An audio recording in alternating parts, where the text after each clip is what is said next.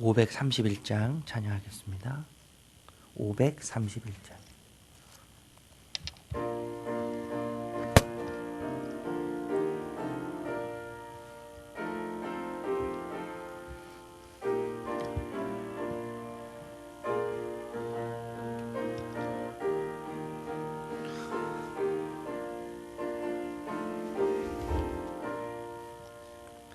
자비한 주께서 부르시네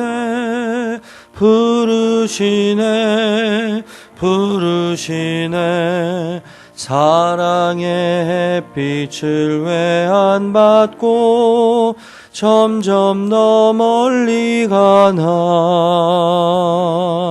지금 오라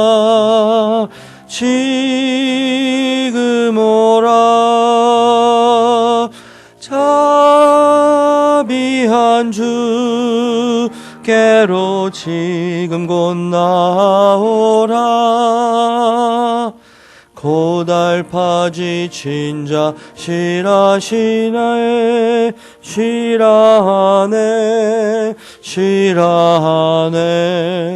무거운 짐진 자 다 나오라. 쉬게 해주시리라. 지금 오라 자비한 주께로 지금 곧 나오라. 주께서 지금도 기다리네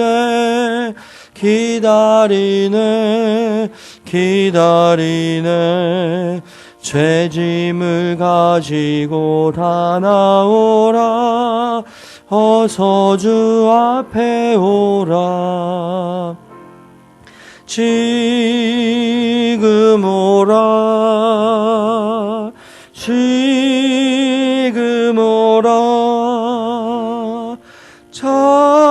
자비한 주께로 지금 곧 나오라.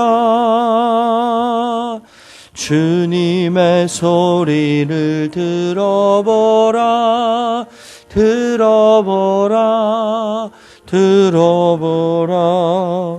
그 이름 믿는 자 복받으리. 어서 곧 일어나라. 지금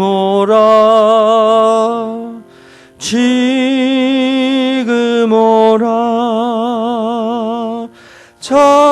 자비한 주께로 지금 곧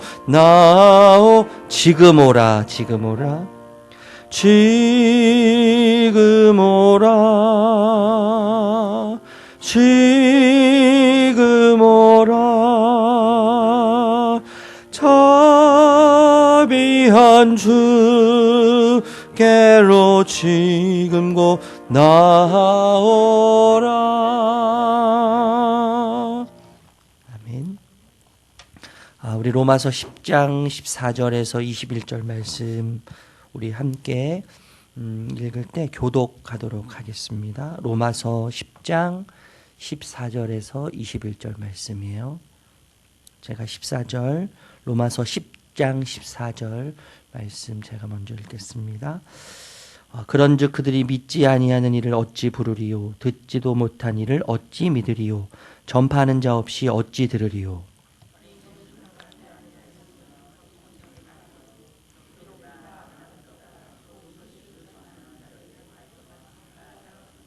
그러나 그들이 다 복음을 순종하지 아니하였도다. 이사야가 이르되 주여 우리가 전한 것을 누가 믿었나이까 하였으나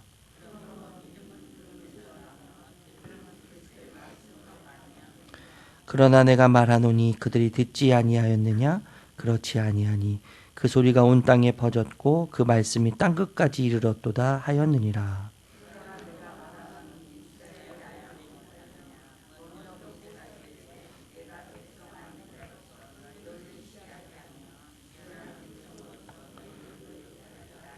우리 20절, 21절 함께 합니다. 이사야는 매우 담대하여 내가 나를 찾지 아니한 자들에게 찾은 바 되고 내게 묻지 아니한 자들에게 나타났노라 말하였고 이스라엘에 대하여 이르되 순종하지 아니하고 거슬러 말하는 백성에게 내가 종일 내 손을 벌렸노라 하였느니라. 아멘. 여러분, 자격과 조건은 사실 중요한 요소예요. 신분이나 지위에 맞는 일을 할 때, 또 격에 맞는 일을 할 때 굉장히 필수적이거든요. 그러니까 자격과 조건은 중요하지 않는 것이 아니죠. 예수님의 12제자에 대해서 자격과 조건을 분석한다면 뭐 여러 가지 뭐 이제 평가가 나올 수 있겠지만 뭐 12제자 하나부터 12 한 사람도 예외, 한 사람은 예외일 것 같아요. 한 사람은 예외일 것 같은데 모두는 사실 예수님으로서의 예수님의 제자로서의 자격이 있다고 말할 수 없을 것 같아요. 야고보와 요한은 아주 이기적인 사람이었잖아요. 정치적인 욕망과 야망을 가진 사람이에요. 그래서 어머니를 통해서 예수님께 예수님의 나라가 임할 때 하나는 좌편에, 하나는 우편에 앉게 해달라고 이제 자리를 청탁하죠. 정치적인 자리를 청탁해요.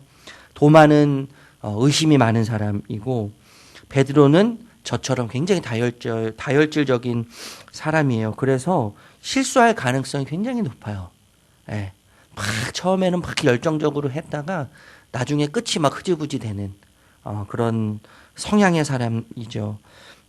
또 야고보 같은 사람은 뭐 혁명가적인 기질이 있다고 하잖아요. 혁명가적인 기질. 그래서 사실 이 혁명가적인 기질이 있는 사람은 공동체를 파괴할 가능성이 커요. 자신의 욕심과 욕망에 의해서 공동체를 무너뜨리고, 그리고 자신의 뜻이 아니면 자신의 뜻과 다르면, 자신의 생각과 다르면 언제든지 자신이 속한 공동체를 배신하고 그리고 자신의 욕망을 따라서 갈 수 있는 사람이죠. 뭐 마태 같은 사람은 다른 사람이 피해를 보더라도 자신의 이익을 위해서라면 어떤 일이든 할 수 있는 이기적인 사람이죠. 실제로 마태는 우리 김마태 목사님 저 뒤에 앉아 계시는데, 실제로 마태라는 이 예수님의 제자는 매국노였잖아요. 매국노. 그 나라를 팔아먹는 거예요. 자신들의 동족인 이스라엘 백성을 팔아먹고, 그리고 로마로부터 이제 세금을 이스라엘 백성들이 받아서 로마에게 이제 상납하면서 로마의 기대서 사는, 로마의 힘을 얻고 사는 아주 이기적인 사람이에요. 그래서 자신의 이익이면 어떤 일이라도 할 수 있는 아주 이기적인 사람이라고 말할 수 있을 것 같아요. 그런데 여러분, 가룟 유다, 우리가 모두 욕하는 가룟 유다. 저는 아마 예수님 당시에 태어났으면 가룟 유다 볼 때마다 드는 생각이요. 야, 내가 가룟 유다인데, 이런 생각이 들어요. 진짜 내가 가룟 유다인데. 내가 만약에 그 시대에 태어나서 예수님의 제자로 뽑혔다면 가룟 유다 대신에 이상민이라는 이름이 새겨졌을 가능성이 충분히 있는 사람이다, 나는. 그런 생각이 들어요. 그래서 가룟 유다를 볼 때 참 안타깝고 또 괘씸하기도 하지만 한편으로는 참 고마워요. 나 같은 사람 대신에 가룟 유다가 예수님의 일을 하는데 동참했잖아요. 그래서 한편으로는 참 고마운 마음이 드는데, 여러분, 가룟 유다는요, 어떻게 보면 제자들 중에서 가장 이상적인 사람이에요. 가장 이상적인 사람이에요. 학식이 또 경험이 풍부한 인물이에요. 그래서 사업가적인 기질, 감각이 있는 사람이에요. 그리고 사교성이 있는 사람이죠. 그런데 여러분, 우리가 다 알다시피 가룟 유다는 완전히 처참하게 실패한 사람이 되었죠. 여러분, 만약 예수님의 제자로 부름을 받는데 자격과 조건이 있다면 여러분 어떨까요? 하나님의 사랑을 받고 구원을 받아 자녀가 되는데 자격이 있고 조건이 있다면 어떻겠습니까? 그런데 어제 본문에서 누구든지 이렇게 이야기하잖아요. 누구든지 주님의 이름을 부르면, 누구든지 주님 앞에 나오면 구원을 얻는다고 이야기해요. 자격이 없고 조건이 없다고 이야기하는데 여러분, 그런데 진짜 조건이 없어서일까요? 하나님의 자녀가 되고 하나님의 사랑을 받아서 구원을 받아서 하나님과 다시 한 가족이 되는 일에 있어서 진짜 조건이 없어서, 진짜 자격이 없어서, 진짜 없기 때문에 누구든지라고 말씀하셨을까를 생각하게 돼요. 여러분, 분명한 자격이 있죠. 그리고 조건이 있어요. 기준이 있어요. 먼저 우리의 비틀어져 있는 우리의 내면의 방향성, 뒤틀어져 있는 방향성, 하나님을 향해야 되는 우리의 방향성을 다시 재조정해야 되거든요. 이것이 이제 죄성인데 이 죄성이 해결돼야 돼요. 그런데 여러분, 우리의 힘으로는 이 죄성을 해결할 수 없죠. 예. 자격이 없기 때문에 누구든지가 아니고요. 그 자격을 충족할 사람이 없기 때문에, 스스로의 힘으로는 그 조건을 충족할 수 없기 때문에 예수님께서 스스로 그 자격을 충족하셨어요. 예수님께서 스스로, 당신께서 스스로 그 기준을 충족하세요. 그래서 내가 있어야 할 자리에 예수님이 서 계세요.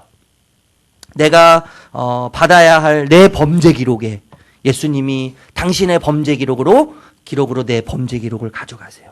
그리고 내가 받아야 할 형량을 예수님이 대신 그 형량을 받으세요. 그래서 여러분, 이것을요, 위대한 교환이라고 이야기해요. 위대한 교환. 예. 내가 있어야 할 자리에 예수님이 오시고 예수님이 계셔야 할 자리에 나를 옮겨 놓으시는 거예요.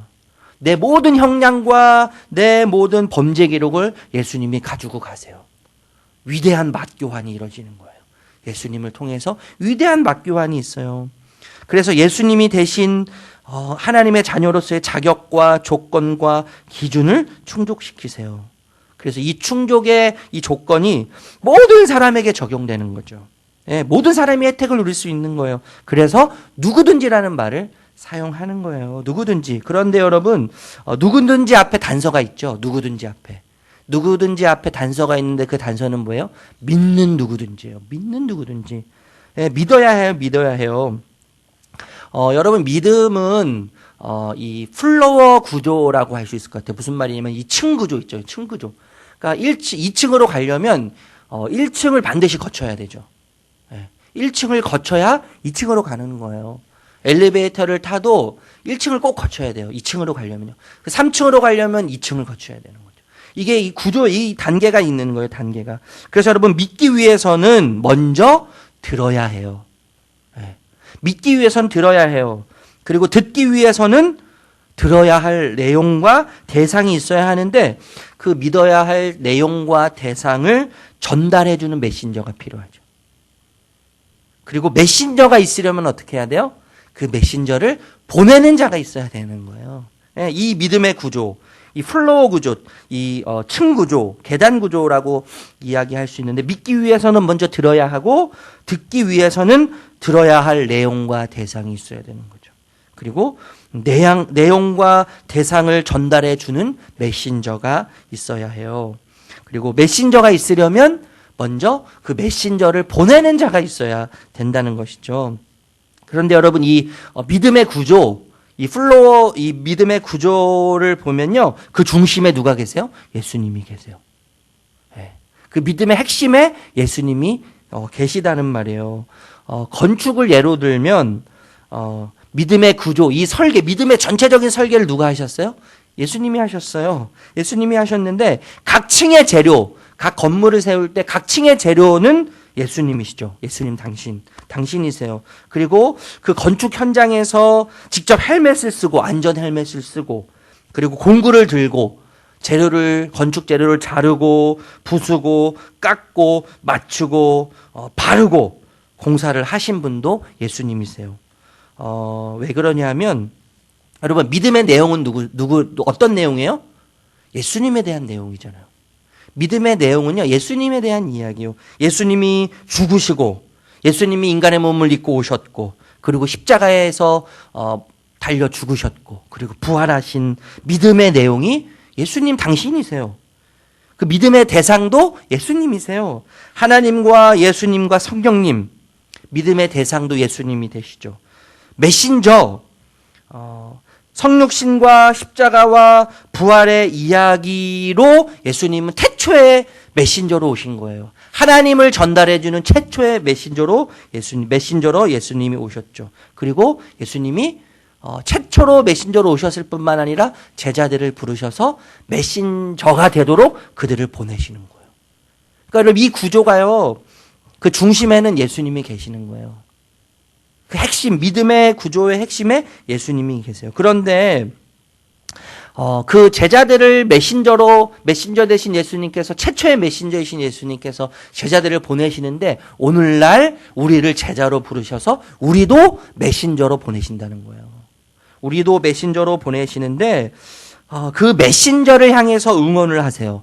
그 메신저, 우리를 향해서 응원하시는데 뭐라고 응원을 하세요? 아름답다, 이렇게 말씀하신단 말이에요. 아름답다, 이렇게 말씀하세요. 여러분, 메신저가 되기 위해서는요, 희생이 필요합니다. 희생. 예, 먼저 그 메신저의 내용에 우리가 굴복해야 돼요. 우리의 의지와 우리의 이성과 우리의 감정과 우리의 삶이 그 메시지에 압도당해서 굴복당해야만 우리의 모든 것을 포기하고 진정한 메신저가 될 수 있어요. 예. 메신저가 되려면 희생이 필요해요.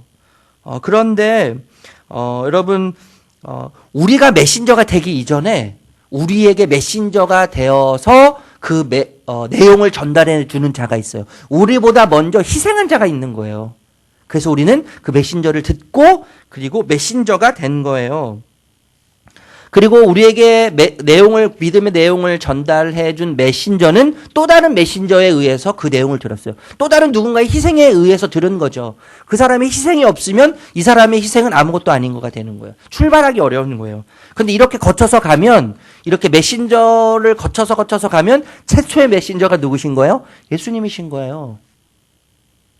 그러니까 예수님의 희생, 예수님의 섬김, 이 모든 메신저의 모든 이 희생과 섬김은 최초의 메신저 대신 예수님의 희생과 섬김으로부터 시작된 것이죠.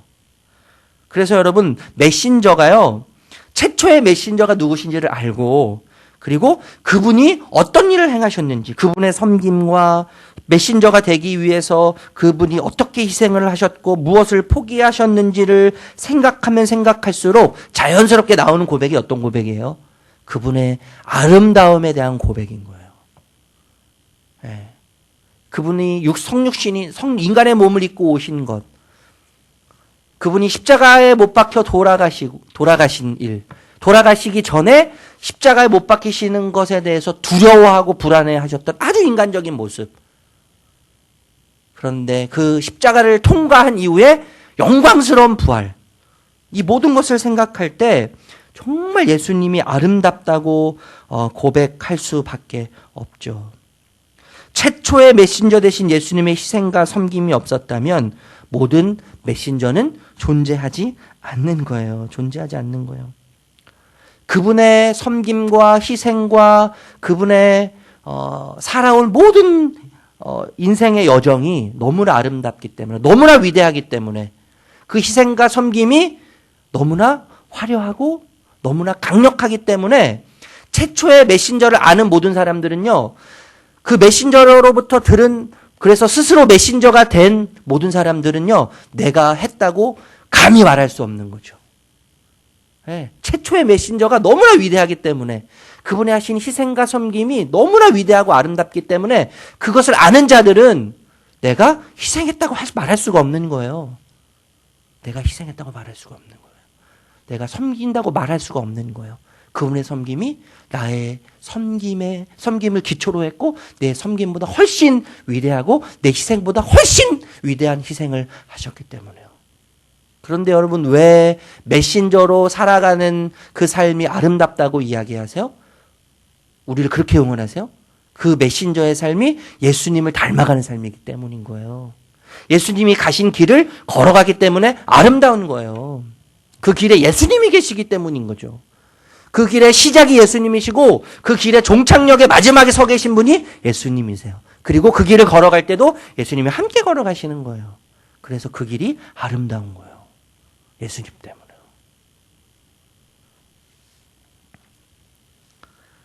여러분, 우리가 이 길을, 이 메신저의 길은 희생의 길이라고 말씀드렸는데, 이 길을 그래서 여러분 우리가 콧노래를 부르면서 갈 수 있는 거 아니겠어요? 그죠?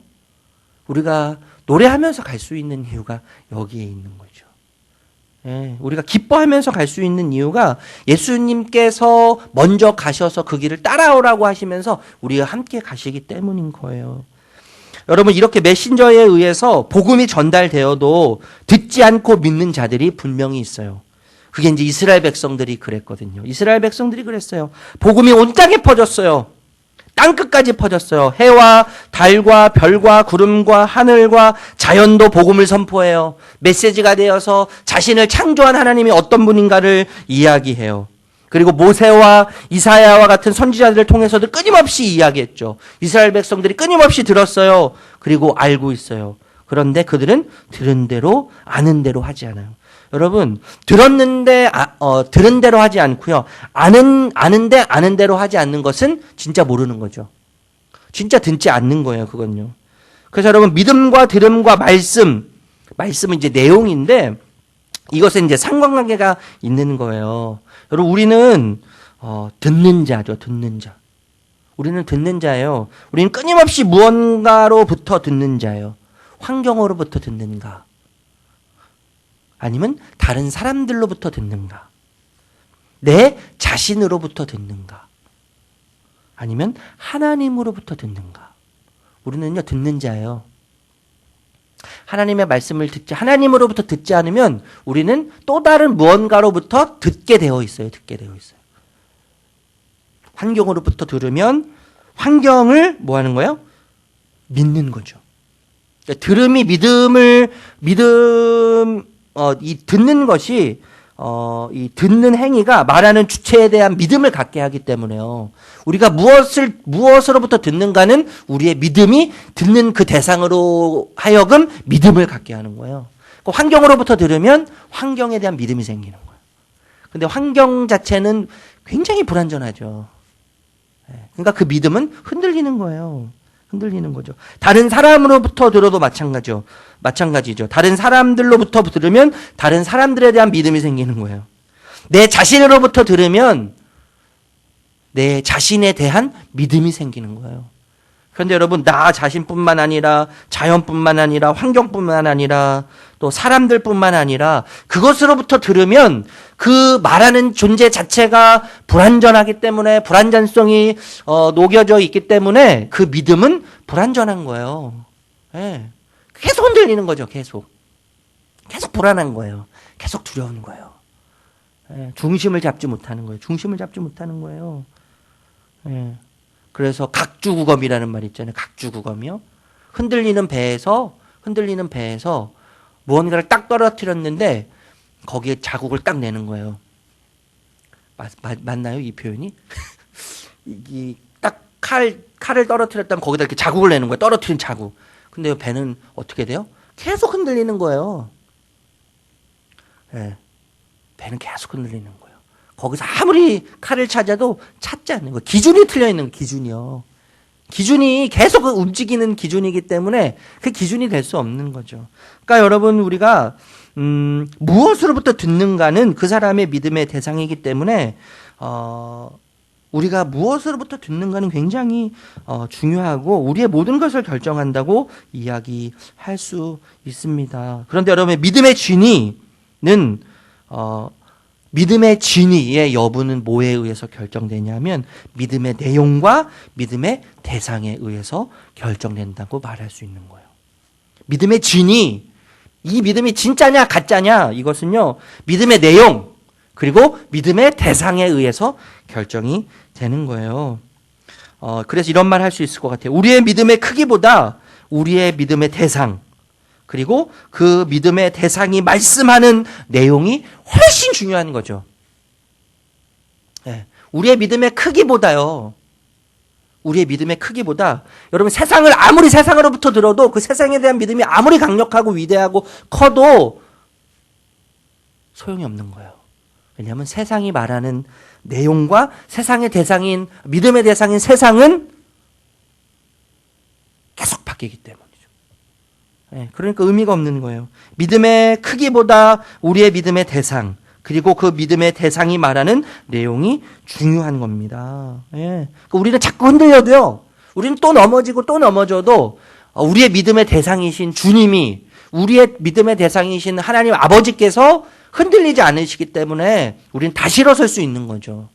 또 일어설 수 있는 거예요. 또 용기를 낼 수 있는 거예요. 우리가 여러분 믿음의 대상을 하나님으로 삼고 또 하나님으로부터 들어야 할 이유를 이야기해요. 오늘 본문에서요. 21절 한번 읽어볼게요. 21절이요. 마지막 절. 21절 읽어보겠습니다. 시작. 이스라엘에 대하여 이르되 순종하지 아니하고 거슬러 말하는 백성에게 내가 종일 내 손을 벌렸노라 하였느니라. 여러분 우리가 하나님으로만 믿음의 대상을 삼고 하나님으로부터만 들어야 되는 이유가 순종하지 않고 반대하는 백성일지라도 그 백성을 향해 하루 온종일 도움의 손길을 벌리시고 돌아오기를 기다리시는 하나님이시기 때문인 거예요. 그 하나님. 그래서 우리가 그 하나님으로부터 계속 들어야 되고 그 하나님으로부터 우리가 믿음의 대상을 삼고 그분을 의지해야 하는 것이죠. 여러분 우리가 하경삼 하신 분들 아시겠지만요. 지금 저도 2학기 이제 제자훈련을 하면 제자훈련 2학기 하나님을 경험하는 삶을 공부하는데 거기서 이런 얘기를 해요. 하나님은 사랑이심으로 그의 뜻은 항상 최선이고 하나님은 사랑이심으로 그의 뜻은 항상 최선이고 하나님은 전지하심으로 하나님의 인도하심은 항상 올바르다. 하나님은 전능하심으로 나로 하여금 그분의 뜻을 행하게 하실 수 있다. 아멘이죠. 다시 한번 말씀드릴게요. 하나님은 사랑이심으로 그의 뜻은 항상 최선이고 하나님은 전지하심으로 모든 것을 다 하세요. 그래서 하나님의 인도하심은 항상 올바르다. 하나님은 전능하심으로 모든 것을 하실 수 있으심으로 나로 하여금 그분의 뜻을 행하게 하실 수 있다. 아멘. 이 하나님이 내 편이 아니고 내가 하나님 편이잖아요. 이 하나님이 내 편이 아니고요. 내가 하나님 편이에요. 우리가 하나님 편이 되었어요. 내 삶의 주체는 그래서 내가 아니고 하나님이시죠. 내가 하나님 편이 되었기 때문에요. 하나님이 내 편이 된 게 아니고요. 그래서 그 하나님 항상 항상 최선이신 하나님, 내 삶에. 그리고 항상 올바르신 하나님. 그리고 항상 나로 하여금 그분을 닮아갈 수 있도록 은혜와 능력을 주신 하나님. 그 하나님으로 인해 오늘 우리가 또 살게 되는 거예요. 그 하나님과 함께 동행하는 그 하나님이 더 우리 삶에 커지는 그런 은혜 가운데 오늘 하루를 걸어가시는 저와 여러분들 되시기를 주님의 이름으로 축복합니다. 기도하겠습니다. 하나님, 누구든지라는 이 주님의 음성이 이 새벽에 우리의 마음을 울리면서 왠지 모를 참 이 세상에 어떠한 소리를 듣는다고 해도 경험할 수 없는 또 누릴 수 없는 힘이 우리 마음속 깊은 곳에서 솟아남을 느낍니다. 누구든지 주님이 이미 내 자리를 대신해서 위대한 교환을 통해서 우리를 하나님의 가족으로 삼으셨음을 기억하며 하나님, 우리의 존재 자체가 하나님으로부터 시작된 것을 잊지 않게 하시고 우리의 믿음의 크기가 얼마나 중요한 것이 아니라 우리를 시작하게 하신 하나님, 그리고 우리를 예수님을 따라 걷게 하시는 주님으로 인해 우리의 삶의 모든 것이 결정되는 것을 잊지 않는 은혜를 하나님 허락하여 주시옵소서. 그 하나님, 항상 하나님을 순종하지 않고 반대할지라도 그 백성을 향해 하루 온종일 도움의 손길을 벌리고 계시는 그 주님으로 인하여 오늘을 살게 하시고 그 주님과 동행함으로 하나님은 항상 최선이시고 하나님은 항상 올바르시고 하나님은 나로 하여금 하나님 당신의 뜻을 행하게 하실 수 있는, 내가 하는 것이라 아니라 하나님이 하시는 놀라운 은혜를 경험하게 되는 주의 복된 자녀로 오늘 하루를 걸어갈 수 있도록 주님 우리와 함께하여 주시옵소서. 예수님의 이름으로 기도합니다. 아멘. 하늘에 계신 우리 아버지여, 이름이 거룩히 여김을 받으시오며 나라의 마옵시며 뜻이 하늘에서 이루어진 것 같이 땅에서도 이루어지이다. 오늘날 우리에게 일용할 양식을 주옵시고 우리가 우리에게 죄 지은 자를 사하여 준 것 같이 우리의 죄를 사하여 주옵시고 우리를 시험에 들게 하지 마옵시고 다만 악에서 구하옵소서. 대개 나라와 권세와 영광이 아버지께 영원히 있사옵나이다. 아멘. 여러분, 저는 이 누구든지라는 이 주님의 음성이 참 저에게 큰 힘이 되는데, 이 누구든지라고 하는 이 주님의 음성 안에서 또 힘을 얻고 용기를 얻는 이 기도의 시간이 되셨으면 좋겠고, 세상으로부터 듣지 않고 환경으로부터 듣지 않고 사람들로부터 듣지 않고 내 자신으로부터 듣지 않고 이 시간 하나님을 찾을 때 오직 하나님으로부터만 듣는 복된 시간이 되기를 위해서 함께 기도하시기를 바랍니다. 그리고 우리 교회를 위해서 여러분 계속 기도해 주시기를 바라고, 특별히 우리 중직자와 교회 일꾼들을 위해서 또 기도해 주시고, 코로나19가 지금 확산된다고 또 정부에서 또 전 세계적으로 좀 지금 심각한 상황으로 또 몰려가고 있는데, 이 모든 상황들을 통해서 하나님 주님의 긍휼하심, 주님의 인도하심, 일하심을 보게 하시고 치료제가 하루속히 나올 수 있도록 주님 함께하여 주시옵소서. 위에서도 기도해 주시고 여러분 개인 기도 제목을 놓고 기도하시다가 자유롭게 돌아가도록 하겠습니다. 기도합니다.